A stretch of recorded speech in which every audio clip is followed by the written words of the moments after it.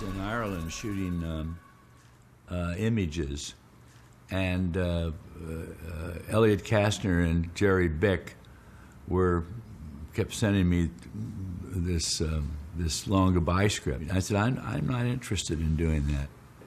And then I forget who it was, maybe David Picker or somebody at UA said, oh, they'd be interested in using Elliot Gould. I said, now that's pretty interesting. I was living in the West Village in New York then, and I got a call from Bob, who I believe was just finishing Images, the picture I believe that he made before this. And he said, well, what do you think? And I said, well, I always wanted to play this guy. And Bob said, you are this guy. So that was a great beginning. And I said, well, if I can do this with Elliot Gould, I'll think about it and let me have the script. So I read the script, and I love the ending. The fact that Marlowe blows Terry Lennox away. And I said, okay, I'll do it, but I need it in the contract that you can't change this ending. I can't shoot the picture and say, oh, well, we can't have him do that, so we'll do something else. You can't recut it on me. And so we got all that arrangements, and then we went ahead and did it. In 1970, I was on the cover of Time, and the Just So Hot, and also barely with a clue as to what the world is and what's going on in the world. But in terms of my own mission in life, coming from a dysfunctional place, nothing had any meaning to me, and I had to get way out in front to be able to take the chance of either turning back or being on the curve to be able to see for myself. The director I'd worked with before Robert Altman in The Long Goodbye was Ingmar Bergman. And the project that I had done in the United States prior to The Touch, the Ingmar Bergman picture, was a picture that I had produced and acted in called Little Murders. And so I was really, at that point, at the height of not only the industry, at the height of the profession, but I had no sense, no perspective, nor any judgment about business and politics. I had started a picture that I didn't make, which was, on the level that I did that, catastrophic in terms of career, in terms of being reliable, being able to be safe to businessmen. I was in good faith, but I had no perspective and no judgment and couldn't understand why the business people would question my instinct about a picture that wound up not getting made. So I was out of work for about a year and a half, and my career really went right down. It just bottomed. And Bob Altman and David Picker gave me this opportunity to reinvent Philip Marlowe. And so we embarked on making this picture. I remember when Bob called me and told me that he had the beginning of the picture with the cat. And he was so tickled. And of course, that is the theme of the picture, that you can't lie to life. It has a comment to do about friendship and people who, I mean, it really tied in with the ending. He thought Terry Lennox was his great friend, and Terry Lennox was not doing him well, so he didn't do Terry Lennox well. The cat was the same way. The cat was around as long as he got fed. When he didn't get fed, that's the end of the cat. Oh, well, I'm looking for my cat. Forget the goddamn cat, Marlowe. Come on. Forget the goddamn cat. Right, I see. Lee Brackett is an American icon. And, of course, the picture that Robert Altman was making, I had said to Lee Brackett when we first screened the picture prior to it opening, is it okay with you? Because we've taken so many liberties and gone beyond boundaries. And she said, it's better than just okay. I said, is your work validated, you know? And she said, it's more than validated. I know she died before it was released, and that was disappointing for me. Well, I'm this here private investigator who was sent here this afternoon to find you, but the good news... When it was set with Elliot, and as we started going to these locations and seeing what was going on, and as I say, we referred to it as Rip Van Marlowe, as if this guy had been asleep for 20 years and he woke up. And then, you know, that early 70s was a very weird time in American history. I mean, it was, the hippies were there, everything was health food and exercise and cool. Everything was kind of glazed in a haze of pot smoke. And we just decided to do this. We made all these references to 1973 when we were shooting, but it was as if it was new stuff to Marlowe. We ever had. Got to be the nicest neighbor. I'm a private eye. It's okay with me. A phrase that Bob let me use throughout the picture. The very first day's shooting, we shot, of course we shoot out a sequence, we shot out at the CBS Radford Studios in the foundation level where this was going to be a office building for private detectives. And I'm playing this private detective who existed in another time and was not state-of-the-art. And I remember Steve McQueen came to say hello. That was nice that Steve came to say hello. But that was the day, on the first day, when I walk in to see what was going on. And I think Sam Spade was going up in an elevator, and I think some of this may have been edited. But I said to the receptionist, it's okay with me. Meaning, I don't know what's going on here, and so long as, you know, we're in balance, whatever it is you think, you know, whatever it is, you know, you see, it's okay with me. And one day, Bob hired a skywriting plane and to fly past my house and write in the sky, it's okay with me too.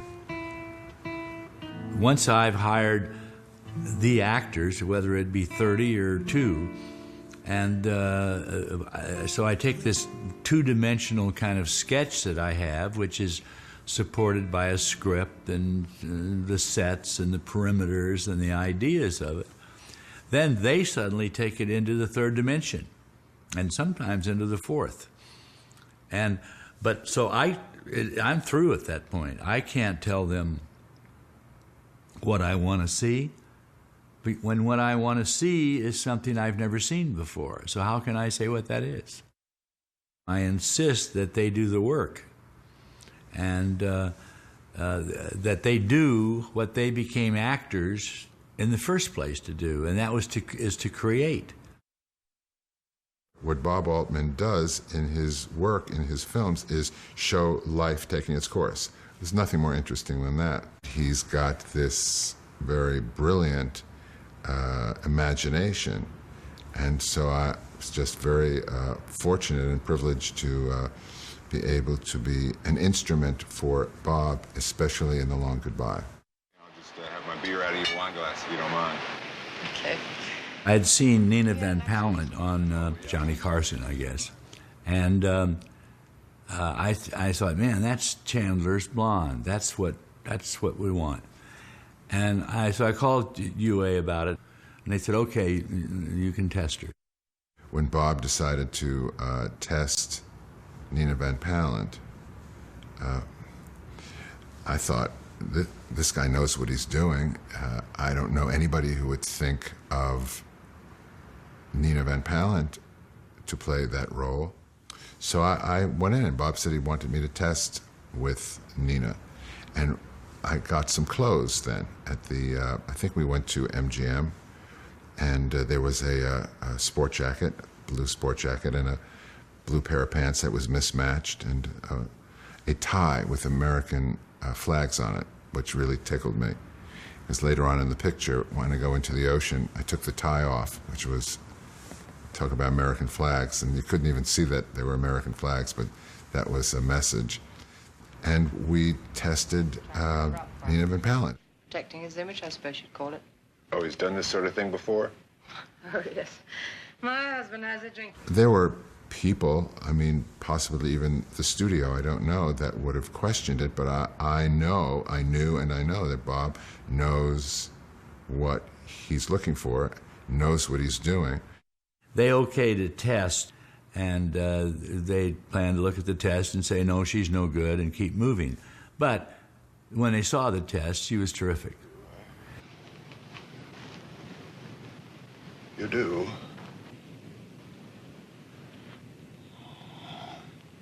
Balls, baby, balls! My original cast of that part was Dan Blocker, who is also a very close friend of mine. We went to Cannes, and I read over there that he died just suddenly. So I was going to abandon the picture. So an agent called me up, who was another friend of mine, and he said, listen, I hear you've lost. I said, don't start talking to me about clients because I'm not going to do this movie. I said, I've lost a good friend, and he said, well, I just was going to suggest Sterling Hayden. And I said, well, just don't, Sterling Hayden, huh? Sterling Hayden walked up to my house in Malibu, which is where we shot the film. He walked down the highway, and I looked out, and I saw him walking down the street in his sandals and his cap, and he came in, and, well, I'm ready to do this. And we just, he moved in next door to me. I got him a flat and next door to me on the beach, and we shot the movie. I knew that Sterling knew that I knew that Sterling knew that I knew that Sterling knew that I understood him. And I just wanted to work with him and make a balance with him. One second, I don't need any help. Joanne, just a second. I want you to wait right here. I'd like you to see what goes on after all. This is what I owe you.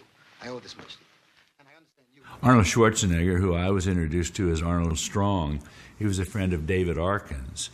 And he had done Pumping Iron or some film before that.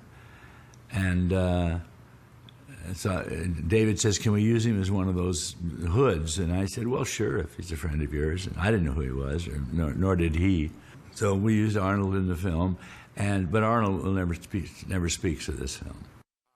Oh, there. What can I do for you? I have an appointment with Mrs. Roger Wade. This guy that played that part, Ken Sampson, I remember he came over to my office and I talked to him, and he did all those imitations, and kind of badly, you know. So I said, oh, good, you can play the guard, and he can do all that, because we wanted all that Hollywood stuff in the picture. And he was great. He was terrific.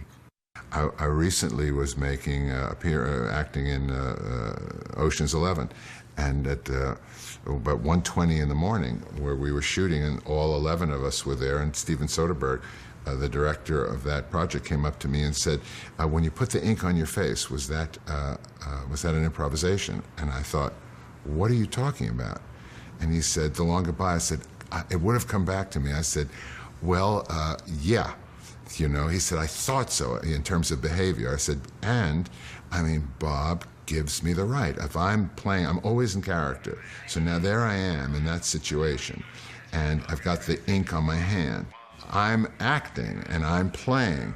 So, you know, and then I'm improvising, and Bob is the boss. Therefore, I can say what I feel, and if Bob doesn't like it, he'll tell me, and I won't say it. In terms of improvisation in film, you're pre-lit, and the camera is set up in terms of focus, and we're all rehearsed. But then, I mean, it's like even if I move forward here, I don't know whether I'm still in focus there. And most people have a sense of film craft, but there's nobody in this field that gives you and has ever given me the kind of freedom and range to express myself within the theme of the character that I play. I was afraid of what this Southern California light looks like. It's pretty hard, and we knew we were going to be out all around this Hollywood area, and I wanted to give it a look that you see on old postcards. So we had post-flashed to a certain degree the McCabe material, and we just decided to go further with this. We went we went almost to 100% flashing in most cases. I mean, it was probably went too far, but it gave us the aura that we wanted with the thing. Would you all like some fresh drinks? I'll go get some more ice. I made the decision in that film to keep the camera moving all the time, arbitrarily. Just if the scene was here, the camera would start over here, we just, for no reason, would just move it and change the height of it and back pan, and as if the audience had to look and move their necks to see that. And it worked very well for me. I really liked it. In fact, 30 years later, I did the same thing in Gosford Park. I said, I'm going to do what I did in The Long Goodbye. And we did exactly the same thing. We just kept the cameras moving all the time for no reason. I wanted always to make the audience think they're a voyeur, that they're seeing something that they're lucky to see, and that they shouldn't normally be looking at. Mostly what I shoot, I'm observing. I'm putting the audience in a position where they're observing. And if we get in those situations where we light for a close-up, and then if the person moves 1 inch, it changes and it's no good, I just won't do that. But if the camera's moving all the time, changing its aspect on the subject, then the cameraman cannot light it that way. He's got to accommodate what is going to happen. And so it eliminates a lot of time and forces the cinematographer to deal with what he has to do and do the best he can with that. The scene with Sterling Hayden that goes 360 around us with a bottle of aquavit, there were 2 or 3 pieces of information. And we did that shot many times, and then it was thought that it would be impossible to edit, but he was able to do it. The rougher it looked, as in Gosford Park, the more it served my purpose, because what I was trying to get away from are these very precise pictures. Johnny Mercer and Johnny Williams wrote the song before we started shooting. And we came up with the concept of doing this in so many different ways, in both indigenously in the film and the way the track was. So, like when he rang the doorbell, it was da-da-da-da-da. In Mexico, we found that Mexican band, and we had to put the music on the back of the guy and head of him so that they're walking along, and we showed that in the pictures. You see them coming toward, and they're playing do-do-do-do-do. And then as they pass the camera, you see on the back of each guy is the music, so the guy behind it can play it. But that was a conceit that was just an idea, and it worked out well.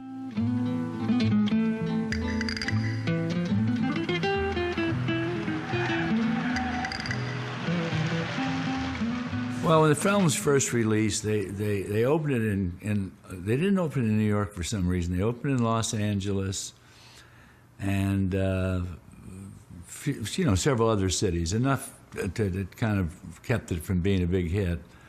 With the campaign in which they showed Elliot kind of handsomed up and with the gun and the cigarette in his mouth, and Nina was just this sultry blonde, and it had that kind of 40s sexy look, and it just didn't appeal to anybody. And I said, we should stop this movie, because this has given people the wrong impression. We're getting the wrong audience in, and the audience that will like this picture aren't coming in because of this.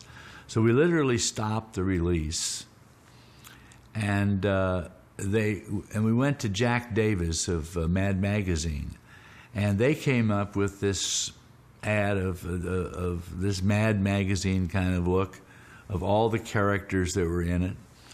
And we opened in New York, and we were a smash hit in New York. We did really, really good business, and it's what lifted the film into some kind of prominence, except it was too late to cash in on that because it had already played L.A., it had already played Chicago or other places, and we never could gain back the ground we'd lost. As a matter of fact, when it opened, and I didn't know why it opened in California, and I was really flattered. The Grauman's Chinese with his first storyboard of the guy with a cigarette, a smoking gun, a cat on his shoulder. That's not what the picture's about. I remember that a lot of heat came down from people who said, well, that's not Raymond Chandler. You've done something else, and it kind of worried me. And then I thought about what they were saying, and what they were really saying was, that's not Humphrey Bogart. I mean, I really think we did exactly what we set out to do. It was a reinvention of Philip Marlowe. You know that. Well, gentlemen, I must say I appreciate all the attention you...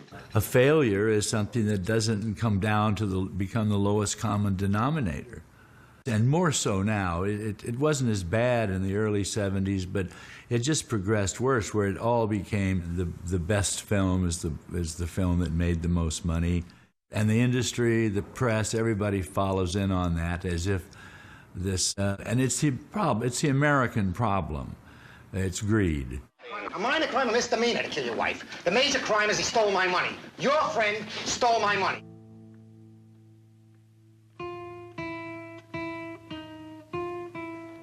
The Long Goodbye was my favorite for a very long time, but I don't want to dwell on favorites. Some of my pictures are better, some are not, but there's something in everyone, and I've lived through it all. And therefore, I could look at anything we've done and could show you a reason for having done it. I don't direct, I watch. I see it, and wow, and if I'm wowed, I know what it is, what I've got, because I'm excited. But if I meet one person comes by on the beach and says, oh, I've never seen The Long Goodbye, but I hear that was pretty good. You want to see it? I'd sit and look through that picture with that one person through the whole picture. Otherwise, I could have that arranged so I could press a button and I could see any film I've ever made at any time. I'd never look at them. But if I get one virgin in there and I can look through their eyes, then it's worth it. And so The Long Goodbye has become somewhat of a